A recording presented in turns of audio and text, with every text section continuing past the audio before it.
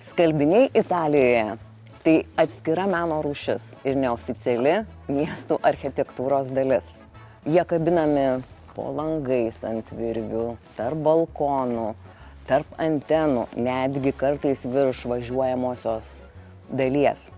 Taip susiklostė istoriškai, kad italai neturėjo namuose džiovyklių, tad reikėjo skalbiniams kuo greičiau išdžiūti, o namuose viduje drėgmė, todėl juos kabindavo lauke.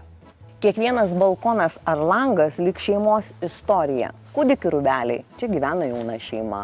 Juventus marškinėliai ir prijuostė, reiškia, po vienu stogu gyvena 3 kartos.